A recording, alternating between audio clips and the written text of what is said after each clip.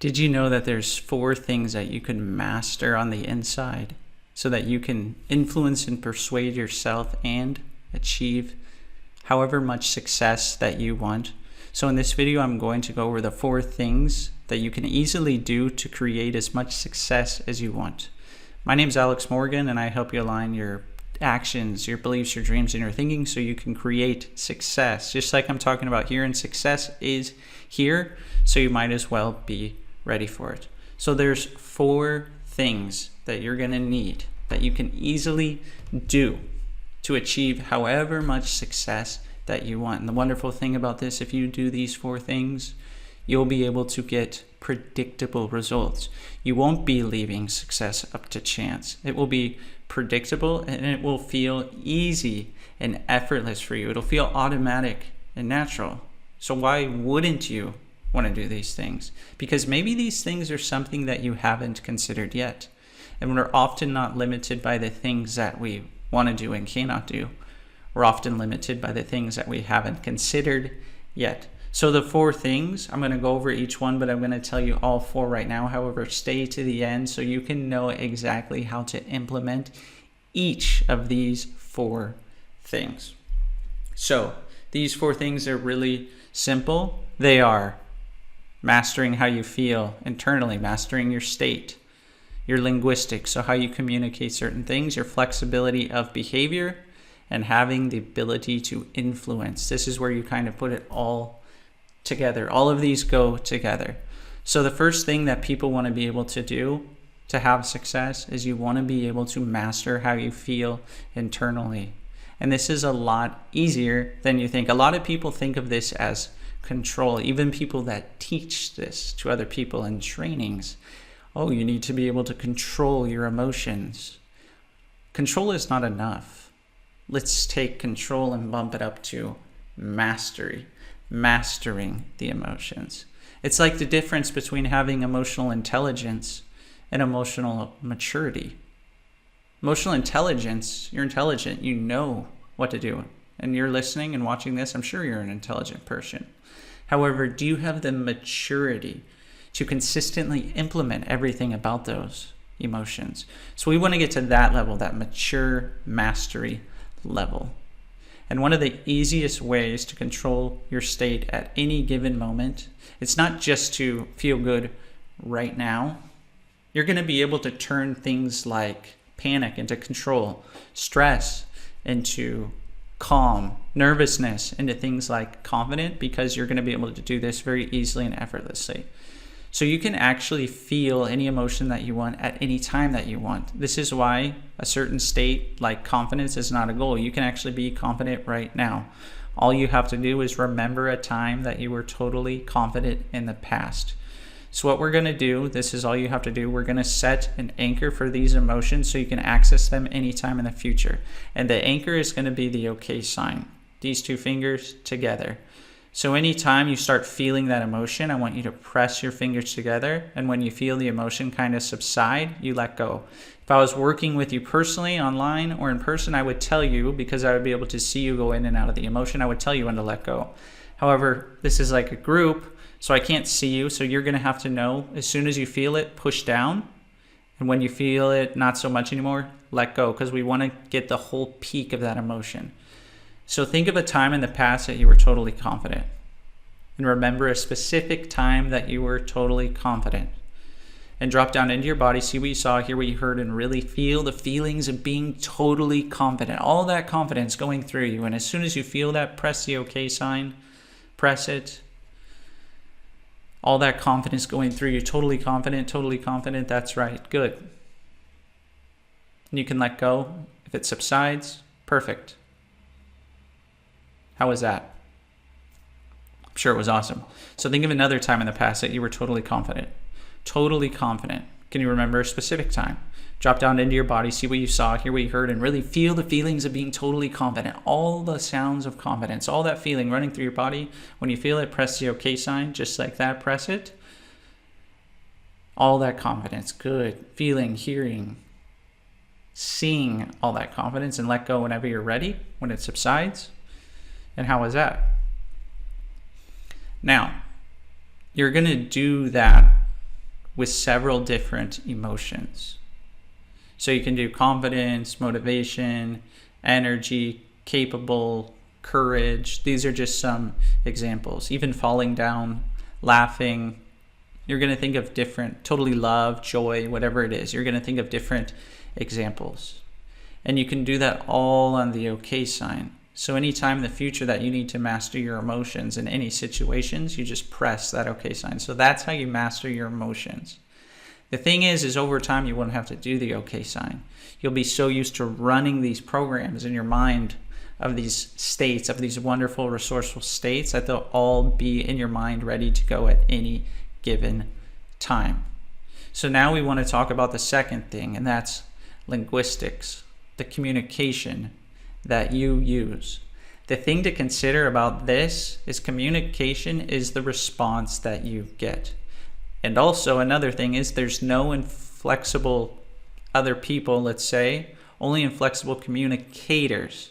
So if you're not getting the result that you want when you're communicating to someone, you need to deliver that communication in a different way.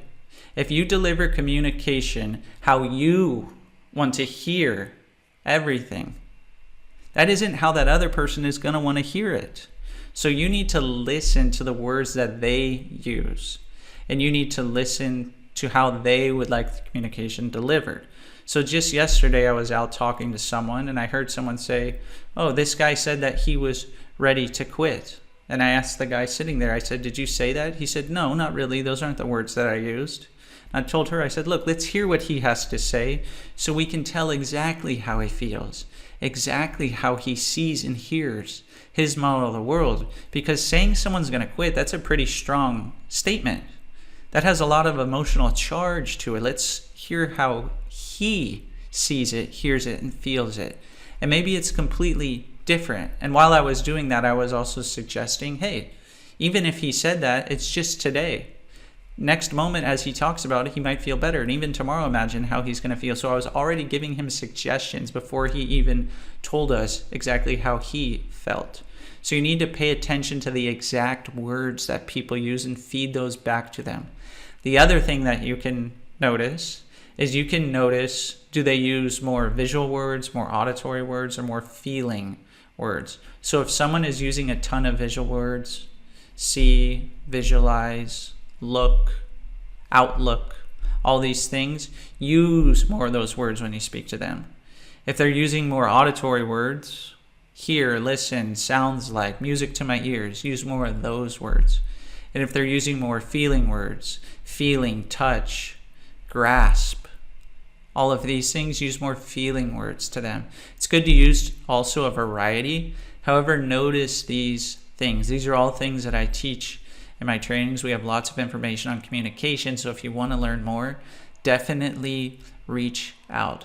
However, you need to pay attention to things like this because this builds deeper unconscious rapport. And when you have deeper unconscious rapport, guess what? Just about anything you say, they will suggest it uncritically, meaning they won't really have to think about it consciously. They'll unconsciously allow that suggestion to easily go in their mind, and accept it. So really focus on your linguistics. Become aware of the things that you're saying, the things that the other person is saying, and you're hearing it correctly so you can cater the communication how they want to hear it. Because remember, communication is the response that you get. When you know this information, it's your responsibility. A lot of people think, well, communication is 50-50. You're 100% responsible and the other person is 100% responsible. And the other person may not know all the things that you do by watching these videos, so you need to make sure that you're going well over 100% and doing whatever you can to have the most beneficial conversation that you can have. The third thing, flexibility of behavior. Just like in communication, you're being flexible. You're communicating how that person wants to be spoken to. However, you can do this in any situation. If you notice certain things about certain people that you know, you've probably noticed, if you haven't already, that sometimes you have to modify your behavior a bit to feed into their specific strategy. So what you want to do is you want to really pay attention to people around you and notice their behaviors and notice how they like to do things. And most of the time, without much effort, we can cater to them without spending much effort. And then they'll think that things are done so easily and effortlessly.